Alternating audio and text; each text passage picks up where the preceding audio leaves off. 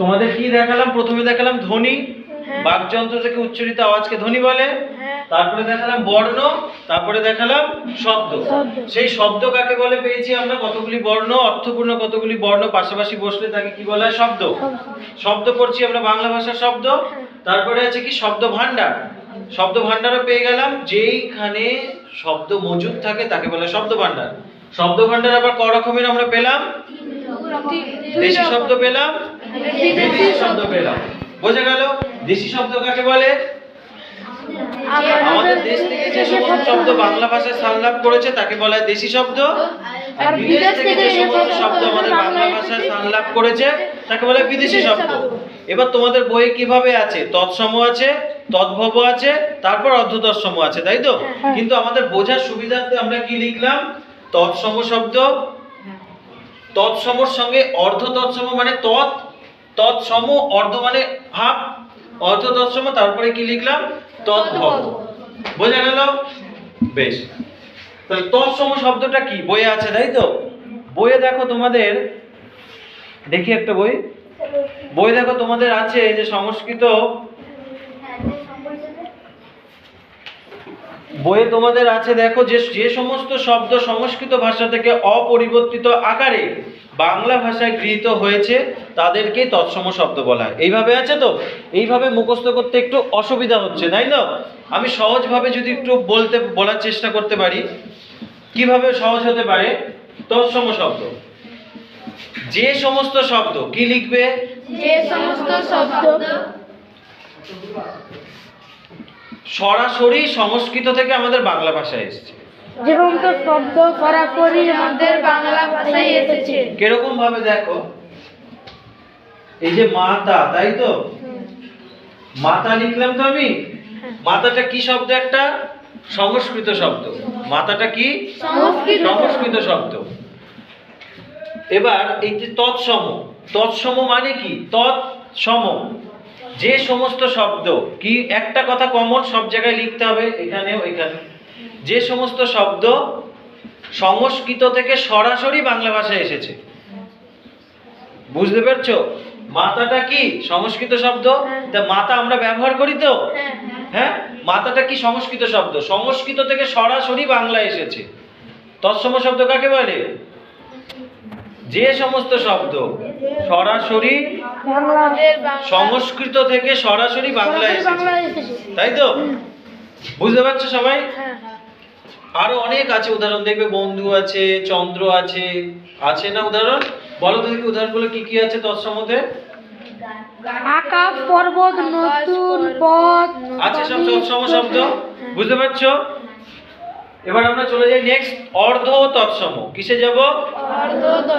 অর্ধ তৎসমতে দেখো আমি একটা শব্দ লিখছি, কৃষ্ণ থেকে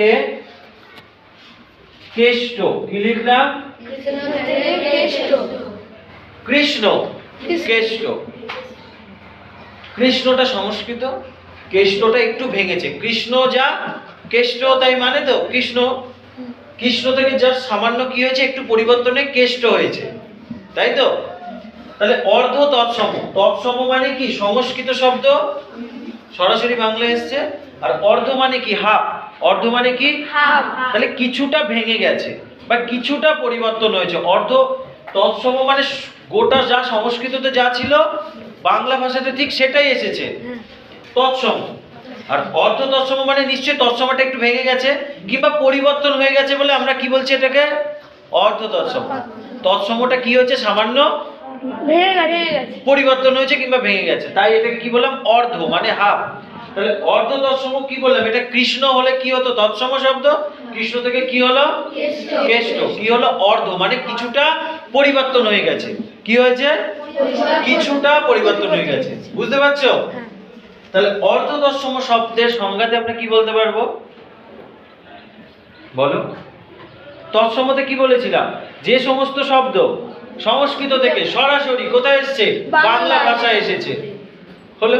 তাহলে তৎসম শব্দতে আমরা কি করব? অর্ধ তৎসমতে আমরা কি বলতে পারবো? যে সমস্ত শব্দ সংস্কৃত থেকে কিছুটা পরিবর্তন হয়ে বাংলা ভাষায় এসেছে। ওই যে বললাম হাফ হয়েছে বলে আমি কি বললাম কিছুটা। তাহলে তৎসম শব্দ কি সরাসরি সংস্কৃত থেকে বাংলা এসেছে, আর সংস্কৃত থেকে এসে কিছুটা পরিবর্তন হয়ে বাংলা এসেছে। অর্ধতৎসম কাকে বলছে? যে সমস্ত শব্দ সংস্কৃত থেকে এসে কিছুটা পরিবর্তন হয়ে বাংলা ভাষায় স্থান লাভ করেছে তাকে বলা হয় অর্ধতৎসম। বোঝা গেছে? কে কে বুঝতে পারোনি এখনো বলো? কে কে বোঝোনি? কে কে বোঝোনি বলো? সবাই বুঝে গেছো? লিখে আনতে হবে, শুক্রবার দেখবো। সংস্কৃত থেকে সরাসরি বাংলা ভাষায় স্থান লাভ করেছে তাকে তৎসম বলা হয়। আর যে সমস্ত শব্দ সংস্কৃত থেকে এসে কিছুটা পরিবর্তন হয়ে বাংলা ভাষায় এসেছে, এইরকম কি বইয়ের ভাষায় আছে? বইটা মুখস্থ করতে অসুবিধা, এটা আমাদের চলিত ভাষায় বলছি তাই বুঝতে আমাদের সুবিধা হচ্ছে। আর আমরা দেখিয়ে দিলাম কিভাবে ভেঙে গেছে। হালকা পরিবর্তন হয়েছে, কৃষ্ণ থেকে কেষ্ট হয়েছে। বুঝেছো? এবার কি আসবে? তদ্ভব আসবে। 3 নম্বরে কি আসবে? তদ্ভব শব্দ। তদ্ভব শব্দটা কি? দেখো, তদ্ভব শব্দ হলো সংস্কৃত প্রাকৃত হয়ে, তদ্ভব শব্দটা দেখো কি লিখলাম, এটা হস্ত, হস্ত থেকে হস্ত আছে, তাই তো? হস্ত থেকে কি হবে? হাত। বুঝতে পারছো? তদ্ভব শব্দে কি লিখলাম? হস্ত, হস্ত, হত হয় থয়, হস্ত থেকে কি হলো? এই শব্দটা আমরা ব্যবহার করি, তাই তো? হাত আমরা ব্যবহার করি তো বেশিরভাগ। এবার হস্তটা কি শব্দ বলো তো? সংস্কৃত শব্দ। হস্তটা কি? সংস্কৃত শব্দ। হস্তটা কি শব্দ? প্রাকৃতিক শব্দ। আর এটা বাংলা, তাই তো? তাহলে তদ্ভব শব্দ কাকে বলবে? একই জিনিস। দেখো, যে সমস্ত শব্দ কি বলবে, এই কথাটা কমন, সংস্কৃত থেকে হয়ে প্রাকৃত হয়ে বাংলা এসেছে। একই জিনিস বললাম। এখানে 3টে আছে বলে 3টে বলতে হলো আমাকে। যে সমস্ত শব্দ কি সংস্কৃত হয়ে প্রাকৃত হয়ে বাংলা ভাষায় স্থান লাভ করেছে। কি কথা বলবে? প্রথমে শুরুতে কি বলবে? যে সমস্ত শব্দ, আর লাস্টে কি বলবে? বাংলা ভাষায় স্থান লাভ করেছে। তাহলে কি হলো? তোমরা পরীক্ষার সময় দেখবে অনেক উদাহরণ আছে। পরীক্ষার সময় জাস্ট দুটো একটা উদাহরণ পড়ে রাখলেই হবে, কারণ অত পড়তে গেলে মাথা ঘুরে যাবে পরীক্ষায় আসলে। বুঝতে পারছো? যে কি লিখবে তদ্ভব শব্দে? যে সমস্ত শব্দ সংস্কৃত হয়ে প্রাকৃত হয়ে বাংলা ভাষায় স্থান লাভ করেছে তাকে কি বলা হচ্ছে? তদ্ভব শব্দ। বুঝতে পেরেছো সবাই? তাহলে 3টে কি? যে সমস্ত শব্দ সংস্কৃত থেকে সরাসরি বাংলা ভাষায় স্থান লাভ করেছে তাকে তৎসম বলা হয়। মাতা, বন্ধু, আকাশ আছে, চন্দ্র। যে সমস্ত শব্দ সংস্কৃত থেকে এসে কিছুটা পরিবর্তনে বাংলা ভাষায় স্থান লাভ করেছে তাকে অর্ধতৎসম বলা হয়, কৃষ্ণ থেকে কেষ্ট। আর তদ্ভব শব্দ যে সমস্ত, আমরা কেষ্ট, অনেকে কৃষ্ণ বলতে পারেন, অনেকে কেষ্ট বলে, বাংলা ভাষায় কেষ্ট বলা হয়, তাই তো? তাই জন্য কেষ্ট শব্দটা কোথা থেকে এসেছে? কৃষ্ণ থেকে এসেছে কেষ্ট। তাই আমরা কি বলবো? যে সমস্ত শব্দ সংস্কৃত হয়ে বাংলা ভাষায় কিছুটা পরিবর্তনে বাংলা ভাষায় স্থান লাভ করেছে তাকে বলা হয় অর্ধতৎসম শব্দ। আর তদ্ভবটা কি বলবো? যে সমস্ত শব্দ সংস্কৃত হয়ে প্রাকৃত হয়ে বাংলা ভাষায় স্থান লাভ করেছে তাকে বলা হয় তদ্ভব শব্দ। আর একটা জিনিস আমি ইনক্লুড করিয়ে দিই, পরীক্ষায় কোশ্চেনটা ঠিক এইভাবে আসে, উদাহরণ সহ তৎসম শব্দ বুঝিয়ে দাও। কিভাবে আসে? উদাহরণ সহ তদ্ভব শব্দ। তার মানে কিভাবে লিখতে হবে কেউ বলতে পারবে?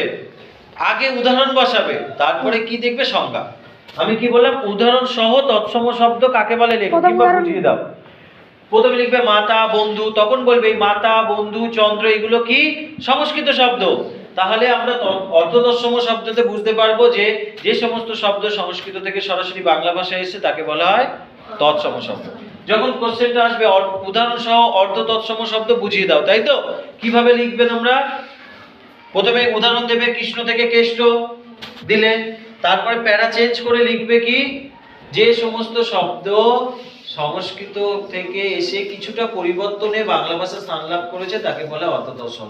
অর্থাৎ ওপরের উদাহরণে আমরা দেখতে পাচ্ছি কৃষ্ণ থেকে কেষ্ট হয়েছে। বুঝতে পারছো? এটাও ঠিক সেরকম এরকম ভাবে ঠিক কোশ্চেনটা আসে, উদাহরণ সহ বুঝিয়ে দাও। কি বলা হয়? উদাহরণ সহ। আবার কোশ্চেন যদি এইভাবে আসে তৎসম অর্ধ তৎসম শব্দ কাকে বলে উদাহরণ দাও, তখন তোমরা কাকে বলে লিখবে, তারপরে উদাহরণ দেবে। যদি প্রশ্নটা আসে উদাহরণ দিয়ে বুঝিয়ে দাও, তখন আগে উদাহরণ লিখবে, তারপরে লিখবে। বুঝতে পেরেছো?